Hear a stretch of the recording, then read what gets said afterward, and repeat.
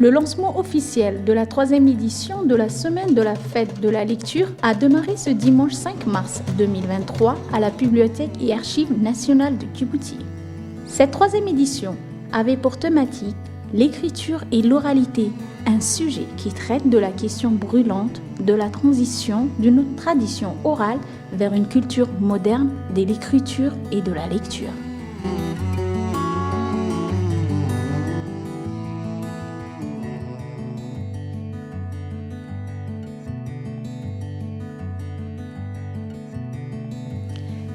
Le ministre de l'Éducation nationale et de la formation professionnelle, Moustapha Mohamed Mahamoud, et ses collègues Hibo Moumin Assowi, ministre de la Jeunesse et de la Culture, Dr Nabil Mohamed Ahmed, ministre de l'Enseignement supérieur et de la Recherche, et Mouna Ousmane Aden, ministre de la Femme et de la Famille, ont parrainé la cérémonie officielle de lancement de la Semaine de la Fête de la Lecture. À leur arrivée, les ministres ont été acclamés par les officiels et les participants disposés en haine d'honneur. Le ministre de l'Éducation nationale et de la formation professionnelle, Moustapha Mohamed Mahamoud, et ses collègues ont longuement découvert les différents ateliers richement animés par les élèves des différents établissements scolaires invités à cette cérémonie.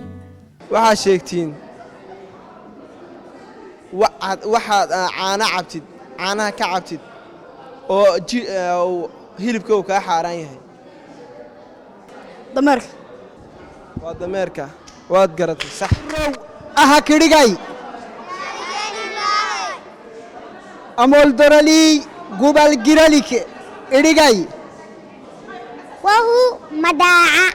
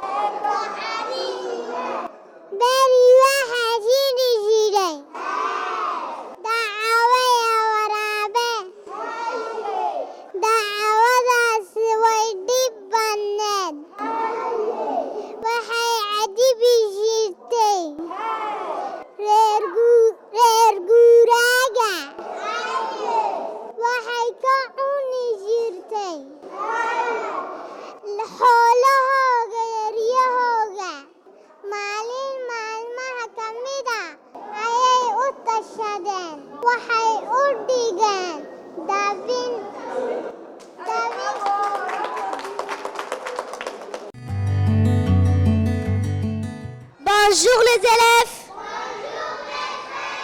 Comment allez-vous? Ça va bien. Aujourd'hui, nous allons faire une lecture sur la tablette. Allumez vos tablettes et prenez le texte de Igal Shigal et l'ennemi. Tout le monde a pris? Oui. Montrez-moi vos tablettes. C'est juste. C'est très bien. Très bien. Maintenant, nous allons commencer la lecture. Iman, commence.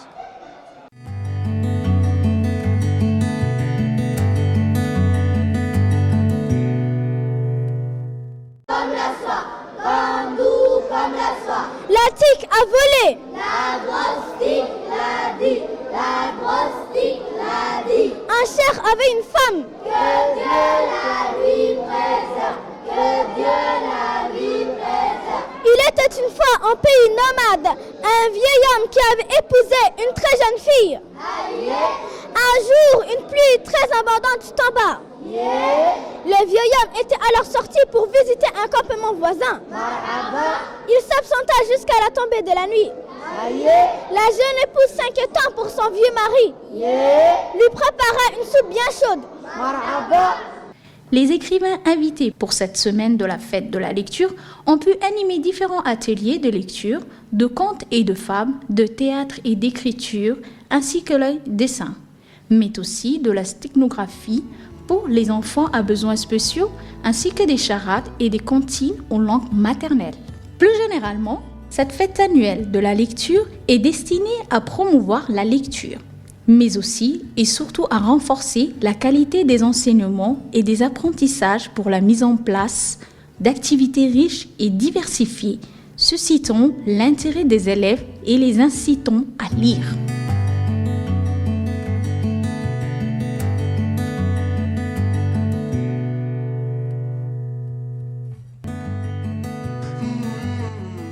La formation professionnelle, ce n'est pas un travail occasionnel, mais une opportunité qui forme des professionnels. Je lève ma plume à tous ces métiers trop souvent sous-estimés. Je peux apprendre l'électricité. Pour plus de technicité, j'apporte des solutions innovantes pour sortir de l'obscurité. Aborder la construction pour plus de sensations. Je suis responsable de votre confort pour vous tenir à l'abri. Les paramètres sont réunis pour forger les techniciens de demain, nos meilleurs spécialistes du bâtiment et les économistes de construction.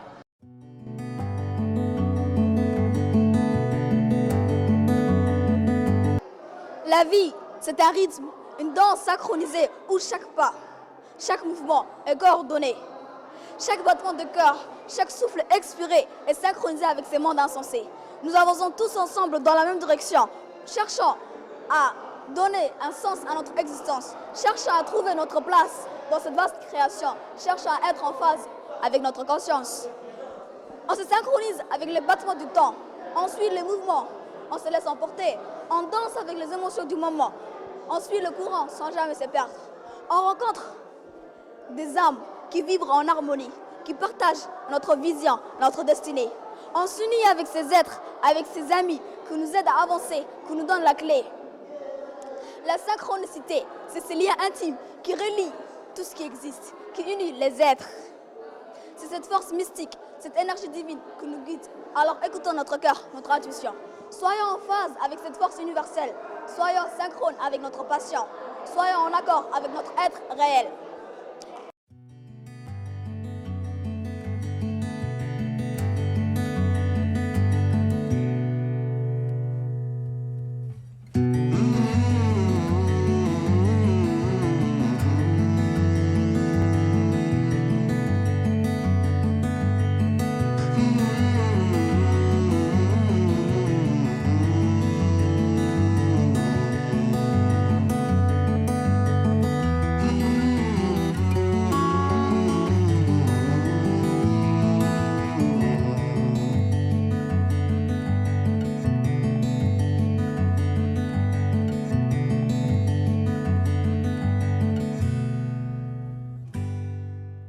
Je m'appelle Salma Mahmoud. Voici Sohan, Samatar, Ibrahim, Rehan et Balqis. Nous sommes ici pour parler du livre de M. Abdurrahman Ali Wabri qui s'intitule « Pourquoi tu danses quand tu marches ?» Alors, pourquoi ce titre? Ce titre fait référence à une question posée par la fille de ce dernier un jour faire le chemin à l'école. Ce père a une toute petite différence des autres. Il boite un tout petit peu et cette question douce et violente à la fois, ce mélange de douceur et de violence que nous retrouvons chez les enfants va raviver des souvenirs, des démons enterrés chez Abdurrahman Wabri qui va retracer son passé, il va remonter dans le passé et raconter son enfance. Je vais vous présenter le genre de ce livre. Cette œuvre est un roman autobiographique. Déjà, que veut dire le mot autobiographique? Autobiographique, c'est écrire sa vie soi-même. Qu'est-ce qui nous montre que dans cette œuvre, Abdurrahman est en train d'écrire sa vie soi-même? Déjà, il y a l'emploi du pronom personnel « je » tout au long du roman qui nous montre qu'un narrateur est présent dans cette œuvre. Puis nous avons les expressions comme « je suis cet enfant, je me souviens » qui marquent l'évocation de l'enfance. Non seulement il a un handicap qui lui empêche d'être comme les autres, mais il surpasse cet handicap et grâce à la lecture et l'écriture, il devient un écrivain et il surmonte les souffrances de son enfance. Quand j'ai lu Pourquoi tu danses de Abdurrahman Wabri, j'ai non seulement appris sur la culture de mes ancêtres, c'est-à-dire les nomades, mais aussi appris l'histoire de mon pays. Donc personnellement, c'est très intéressant et j'aime bien. À noter que des écrivains, dramaturges et de nombreux auteurs djiboutiens, dont notamment Omar Youssouf, Jean-Dominique Penel, Amoïta Amoïta, Raya, Choukri Ousmane Guidi et d'autres encore sont invités à animer des ateliers au cours de cette belle fête. Le ministre de l'Éducation nationale et de la formation professionnelle, Moustapha Mohamed Mahamoud, a pris la parole pour mettre l'accent sur l'intérêt de la lecture et de l'écriture pour les enfants y prenant goût de leur plus jeune âge. C'est un événement littéraire, c'est en même temps c'est scolaire, c'est vraiment une fête nationale de la lecture, on peut appeler ça. Et c'est pour donner aux enfants vraiment le goût à la lecture, à l'écriture. Et c'est pour cette raison-là d'ailleurs qu'on a mis dans les curricula, dans les programmes que nous avons révisés de la première année à la 9e année, l'enseignement fondamental, mettre le zoom sur la lecture. Tout dépend et tout part de la lecture. Deuxième année, au bout de deuxième année, il est prévu dans le curricula que l'élève sache lire, écrire et compter. Ce fut le message essentiel de cet événement qui s'adresse aussi aux parents qui doivent participer à créer le goût de la lecture chez les enfants. Sa collègue, Mme Hibo Moumine Assowe, ministre de la Jeunesse et de la Culture, elle-même ancienne romancière, a mis en lumière la participation de son ministère qui a doré et déjà mis en disposition le siège flambant neuf de la Bibliothèque et Archives nationales pour la cérémonie de la lancement de la 3e édition de la Fête de la lecture. Elle a insisté sur la conservation du patrimoine oral de notre culture à travers l'écriture et la création littéraire. Le livre, c'est ça en fait, ça fédère les gens, ça permet cette rencontre aujourd'hui entre auteurs, éditeurs, lecteurs, parce que nos tout petits sont aussi des lecteurs, des futurs aussi écrivains. Tous les passionnés de la littérature djiboutienne, c'est vraiment une grande fierté que nos auteurs, nos écrivains soient versés dans les manuels scolaires. Donc je pense que beaucoup ont combattu pour ça, dans le cadre du projet de contextualisation des programmes scolaires. Donc je félicite aussi les CRIPEN qui fait beaucoup de travail, une fierté qu'on puisse avoir une édition scolaire aussi productive. Et donc, je dirais bravo à vous tous. Pour sa part, le ministre de l'Enseignement supérieur et de la Recherche, Dr Nabil Mohamed Ahmed, se dit réjoui de la participation de son département à cette fête de la lecture qui permettra l'émergence d'écrivains et d'auteurs parmi nos enfants. Je voudrais vraiment encore encourager une fois tous les gens qui ont travaillé sur ces thématiques-là à œuvrer, à toujours réfléchir, à aller loin, à réfléchir également dans cette diversité. Quand je parle de diversité, je ne parle pas uniquement de diversité ethnique ou culturelle. Je tends la main à des enfants malentendants, tendre la main à des enfants malvoyants qui découvrent le monde. Et j'ai été très touché par le fait de ce poème quand ces enfants, je dirais, à motricité limitée pour X raisons, voient l'autre comme leur voisin, mais qu'ils ne le comprennent pas. Et lui faire comprendre ça à travers la lecture, à travers leur expression, c'est très touchant. Et ça ouvre également des opportunités d'avenir pour ces enfants-là, au lieu qu'ils restent à la maison. Donc, encourager le passage de la réalité à l'écriture pour toutes ces raisons.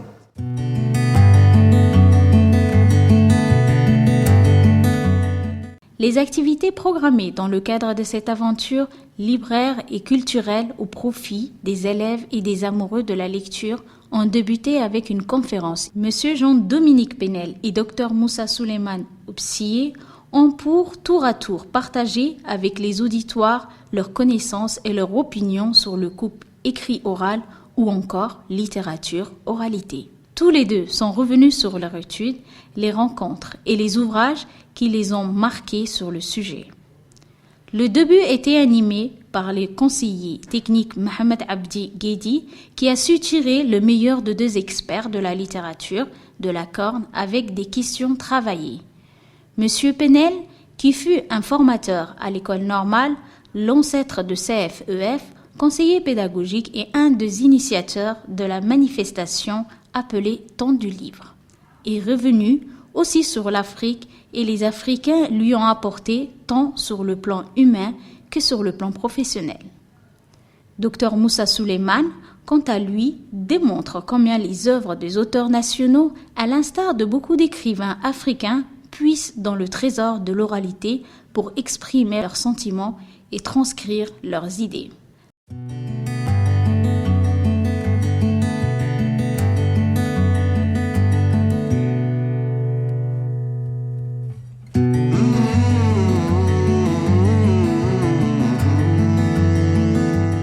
Qu'est-ce que vous pouvez leur dire pour les encourager à vous suivre dans cette voie d'écriture? En termes de conseils, moi, le minimum que je peux donner, c'est la correction de la langue. Hein? La correction, donc il n'y ait pas de faute d'orthographe ou des fautes de français.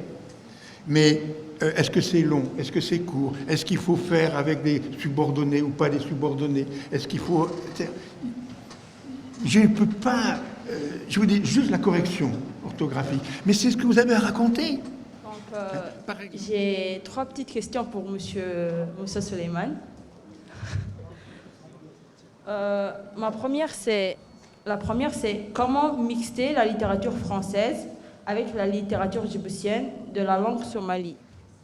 Par exemple, les griots sont souvent des poètes, des chanteurs, donc, comme par exemple Dadju, Aya Nakamura, mais dans les paroles de leurs chansons, ils mettent quelques mots en griot. Nous, on a plus tendance à faire traduction directe. Par exemple, on dit « il est fermé, fermé ». Donc ça, c'est ma première question. La deuxième, c'est comment éviter d'être pris pour une raciste, parce qu'on a souvent des clichés. Par exemple, on dit « les coca, c'est pour les enfards ». Ça, c'est des clichés. Donc, comment éviter que les gens me voient comme une raciste à travers les mots que j'écris. Et la troisième, c'est comment combattre le syndrome de la page blanche. Parce que j'ai commencé à écrire et je me suis arrêtée à 4 pages. Donc la première question qui m'a été adressée, si j'ai bien compris, en fait, c'est la littérature, la présence de la littérature orale, djiboutienne, ou que ce soit somali ou afar ou autre, dans la littérature française, la littérature djiboutienne d'expression française. Oui. En fait, je crois que vous avez évoqué le thème des griots, en fait. En fait, je crois qu'il ne faut pas oublier que les auteurs djiboutiens d'expression française ont été scolarisés dans un contexte francophone. D'accord? Donc, du coup, ils ont déjà un penchant vers la culture française. Et la présence de l'oralité dans leurs textes, en fait, ne peut être que des connaissances qu'ils ont acquises, soit dans leur contexte culturel ou dans leur enfance, durant leur enfance, ou des vécus ou des contacts, comme disait l'intervenante tout à l'heure, avec des gens qui connaissent plus ou moins en fait l'oralité. Et c'est pour ça que d'ailleurs la présence de l'oralité dans les textes des Djiboutiens, c'est une présence plutôt subtile et fine. C'est pas quelque chose qui est carrément transcrit de l'oralité. C'est pas une transcription de l'oralité, parce que les auteurs sont définitivement francophones et les textes qu'ils vont écrire, bien sûr, il se peut qu'ils se réfèrent à leur culture d'origine, mais les textes sont écrits bien en français. D'accord? Pour la deuxième question, comment éviter être pris pour raciste, c'était ça? Non, je crois que de toute façon, il existe des Djiboutiens qui parlent parfaitement l'afar, qui parlent parfaitement le somali et qui parlent ou écrivent parfaitement le français. Mais je crois que c'est une minorité. D'accord? Donc, et puis la littérature nous rapproche, ne divise pas, Et les thématiques qui sont abordées, c'est plutôt noble. Il n'y a pas de racisme, il n'y a pas d'exclusion, il n'y a pas de... Dans la littérature, c'est la noblesse, c'est l'amour de son prochain. En fait, on propage la bonne parole, quoi. Juste après les chers et et les autres. D'accord? Donc, les écrivains, c'est pas... Voilà. Les syndromes de la page blanche. Je ne sais pas combien de temps ça va durer, mais bon, il faut... Oui, je crois que... En fait, ça dépend des personnes. Donc, je crois qu'il faut se jeter à l'eau. Il faut commencer vraiment à écrire. Mais bien sûr, pour écrire, il faut avoir un passé de lecteur. En général, c'est après avoir vraiment bien lu qu'on se met également à écrire. Mais il faut avoir aussi la passion et la patience. La passion, il faut aimer écrire. Si on n'aime pas écrire, la page sera toujours blanche.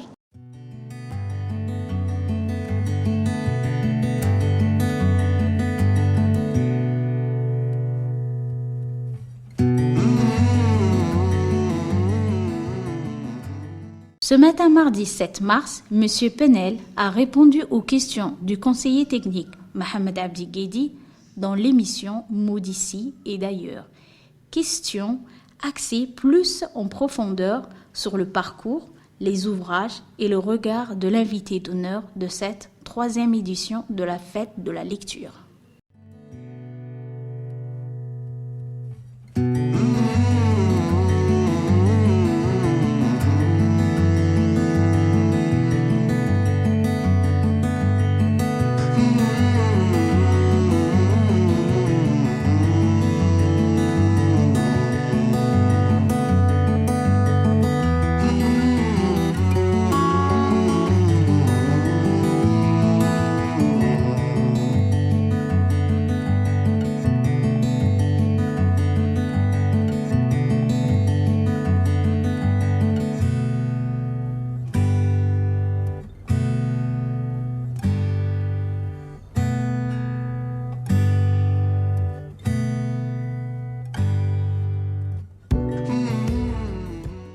Rencontre écrivains-élèves dans la capitale et les régions.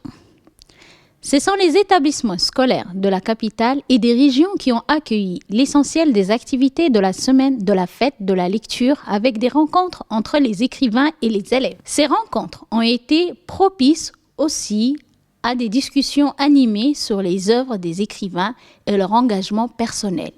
Ils ont pu également animer des ateliers d'écriture pour montrer au jeune public que la lecture, au-delà d'une simple activité scolaire, est un plaisir qui permet de développer la créativité dans confiance en soi. Monsieur Jean, je veux vous demander une question. Pourquoi vous êtes venu à Djibouti? Là, c'est une bonne question et c'est pas par choix tout à fait. C'est que donc moi j'appartenais à un ministère à l'époque qui n'existe plus. Il y avait un ministère français de la coopération. Et autrefois, en France, tous les garçons devaient faire le service militaire à l'âge de 18 ans.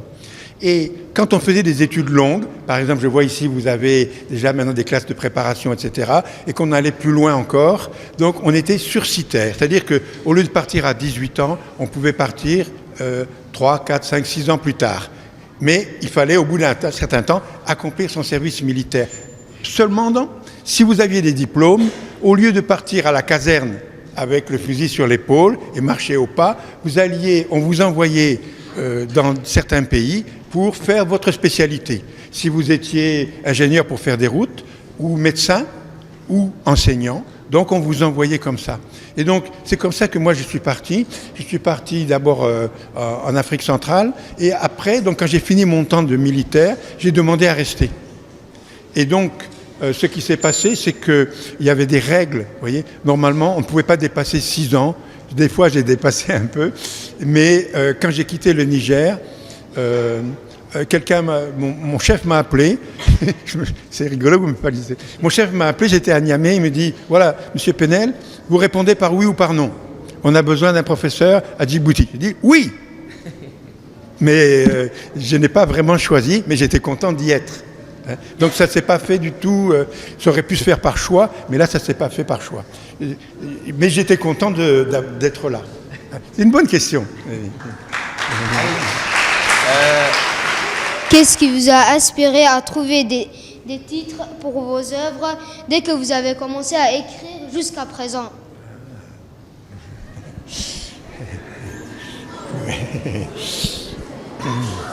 Ça c'est une question. Alors, donc, quand j'étais ici, j'ai fait beaucoup de livres, c'est-à-dire que dans chaque pays où j'ai été, j'ai pratiquement fait des livres un peu partout. Par exemple, quand j'étais en Centrafrique, par exemple, j'ai fait un recueil, une anthologie. Donc là, je réponds aux garçons, le livre, je l'appelais « Anthologie de la poésie centrafricaine », ça s'inspirait tout seul. Bon, quand j'étais ici à Djibouti, ça, pourquoi est-ce que je l'ai appelé Djibouti 70 ? Parce que ça concernait en fait les années juste avant l'indépendance. Votre pays est indépendant en 77, et en fait entre 70 et 77, il y a eu beaucoup d'activités qui préparaient d'ailleurs l'indépendance. Donc du coup, le titre m'est venu à Djibouti 70.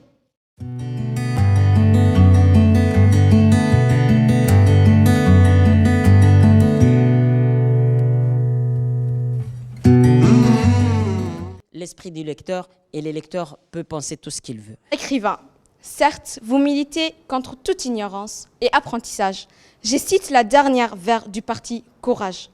Les courages, mon cher frère, c'est-à-dire non à l'abus du pouvoir et pouvoir résister à chaque jour, debout encore et toujours contre toute forme d'ignorance.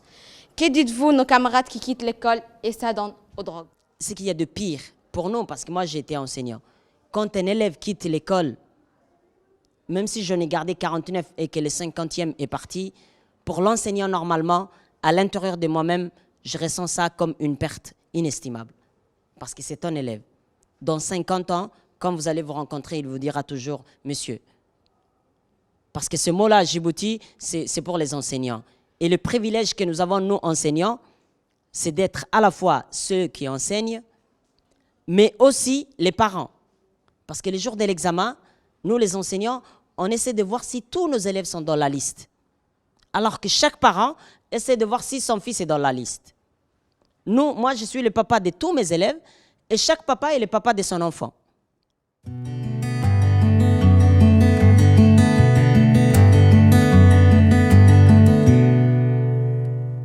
Je voudrais poser quelques questions qui sont les suivantes. Le personnage principal vit une enfance malheureuse entre le divorce de ses parents et le remariage de sa mère. Avez-vous vraiment vécu cela ou bien vous l'imaginez? Quel est le mobile qui vous a poussé à écrire ces livres? Avez-vous d'autres titres que vous aviez dû abandonner pour garder celui-ci? Votre livre est-il influencé par d'autres auteurs? Pour quel auteur conseillez-vous au lecteur pour qu'il puisse découvrir la littérature? Merci beaucoup. Après, par rapport à ce roman-là, il n'est absolument pas autobiographique, donc c'est absolument pas mon histoire, heureusement. Mais par contre, je me suis inspirée de la vie réelle d'une personne qui a vraiment vécu tout ce que je raconte. Je n'ai été que la porte-parole. J'ai juste écrit ce qu'une personne m'a raconté et puis d'autres personnes, parce que finalement, les violences conjugales, les histoires se ressemblent un peu, et je suis allée chercher plus loin le passé de chacune de ces femmes qui me racontaient tout. Et à un moment donné, je me suis dit, il est temps de leur donner une voix, de dire qu'elles avaient une identité, qu'elles n'avaient pas juste une étiquette de victime. Je déteste l'étiquette de victime. Et du coup, j'ai voulu leur redonner une identité, une place dans la société, rappeler qu'elles étaient des mères, des sœurs, des amies, et qu'elles avaient toute une histoire à elles. Du coup, c'est pour ça que j'ai écrit ce roman-là. Et par rapport au titre, effectivement, j'ai changé beaucoup de fois le titre. Comme j'ai changé beaucoup de fois ma manière d'écrire, comment je voulais raconter l'histoire. Et je le répète à chaque fois, mais la veille de la publication de mon roman, j'ai appelé mon éditeur, je lui ai dit stop, parce que je voulais réécrire la fin. Et j'ai réécrit toute la fin, tout le dernier chapitre. Pendant une nuit, je ne me suis pas arrêtée et je l'ai tout réécrit, parce qu'il ne m'allait pas du tout. Aujourd'hui, il me va beaucoup mieux, parce que je voulais vraiment une fin positive. Du coup, voilà, c'est que de la réécriture encore et encore jusqu'au bout. Les auteurs que je pourrais vous conseiller, et que moi je lis, et j'en lis beaucoup, déjà par la facilité au niveau de la lecture, je vous dirais des auteurs français comme Guillaume Musso ou Marc Lévy. En plus, ils font vraiment de la littérature assez accessible, très jeune. Donc vraiment, ces deux-là. Après, quand on veut un peu plus réfléchir et lire des romans un peu plus terre à terre, il y a Yasmina Khadra, bien sûr. Malheureusement, il n'est pas là, mais c'est un grand auteur algérien. Moi, j'ai quasiment tous ses romans et il influence même mon écriture. Donc vraiment, c'est quelqu'un que je vous conseille de lire. Et après, en tant que femme, parce que je lis beaucoup du coup d'autrices et d'écrivaines, je vous conseille Elif Shafak. C'est une écrivaine turque qui écrit des romans qui sont toujours bien décrits. Tous les espaces sont bien décrits et on rentre dedans et on apprend plein de choses sur l'histoire de la Turquie, qui était avant l'Empire ottoman, mais vraiment on apprend plein de choses avec elle et je vous le conseille. Et pour toutes les filles, je vous conseille de lire Virginia Woolf.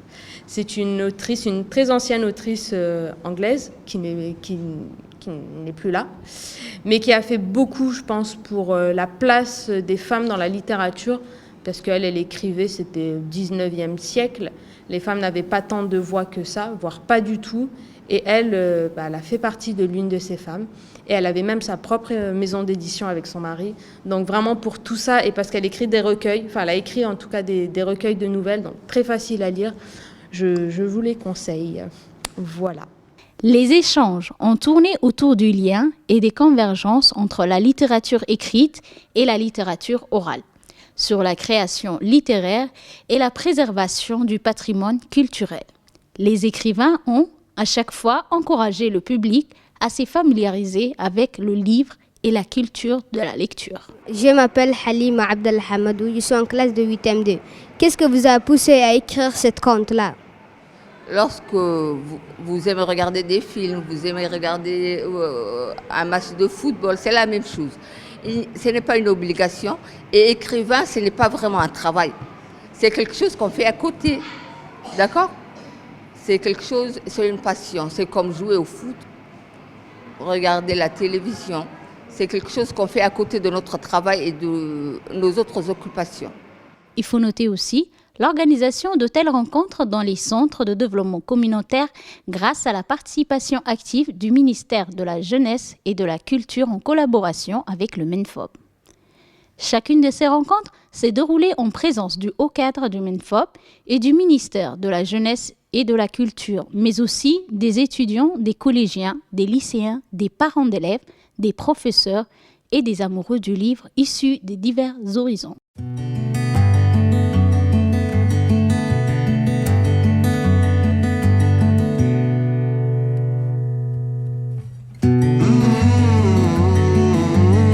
Je m'appelle Ihlam Abdelbari Mohamed. Je suis de la classe de la terminale L. Et vu que vous êtes un dramaturge et que vous avez rédigé beaucoup de théâtre, est-ce que votre théâtre était inspiré d'un fait réel ou bien c'était inventé? Guillaume Apollinaire, c'était un poète français. Lui, l'inspiration arrivait la nuit. Donc, il mettait sur son lit un drap blanc. D'accord? Une couverture blanche, quoi. Et un stylo à côté. En voulant dormir, quand une idée lui arrive, il suffisait qu'il écrive sur les draps. Et le matin, il donnait le drap à sa secrétaire. Et une fois que je suis à bord d'un boutre, là, je ne vous dis pas, j'ai fait des poèmes graves. Avec les rimes, avec tout. Mais une fois que je descends, j'ai oublié. Est-ce que vous comprenez? Je note pas. C'est ça le problème. Je me dis, je vais me rappeler à la maison, et une fois que j'arrive à la maison avec les enfants, tu oublies tout. L'inspiration aussi, ça me vient le soir, comme Apollinaire. Moi, j'aime bien travailler à partir de 23h. Avant 23h, c'était une habitude que j'avais prise dans mes études. Là. Dans mes études, si je m'asseyais à table, lorsque ma mère, elle criait, hein, quand on dit impossible d'apprendre une ligne, Je peux lire comme je veux, autant de fois, même une ligne, je ne capte pas. Et la lecture, c'est donc cet ami, ce confident qui est là avec vous tout le temps, qui est là pour vous soutenir, pour vous apprendre et qui marche avec vous tout au long de votre vie. C'est pourquoi il y avait un poète arabe qui disait خير مكان في الدنيا سرج سابح وخير جليس في الزمان كتابه.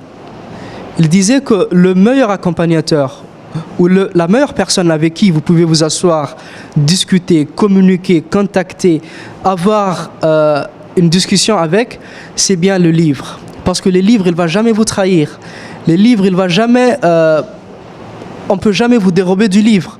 Aujourd'hui, du coup, on est à Obok et je suis vraiment très contente d'être là, de découvrir des lecteurs en dehors de Djibouti-Ville, du coup d'aller dans les régions et vraiment je suis très fière et très heureuse de cette journée qui se passe très bien, très heureuse de voir qu'il y a autant de lecteurs et de lectrices et qu'ils sont tous intéressés par la lecture. Pour finir, vraiment, je voudrais remercier toutes les équipes qui m'accompagnent, toutes les équipes du ministère de l'Éducation nationale et de la formation professionnelle qui me permettent de vivre vraiment une belle semaine et une belle journée. Et merci à tous les établissements en fait, qui m'accueillent et à toutes les personnes qui échangent avec moi pendant ces moments-là, parce que moi, ça me permet de grandir, ça me permet même d'avoir des idées pour mes prochains romans et mes prochains écrits. Et vraiment, encore une fois, merci à tous. Alors, l'objectif, c'était de montrer la prédominance de l'écrit, même si nous sommes une société de tradition orale. En somme, pour insuffler chez les élèves la flamme du désir et du plaisir de lire.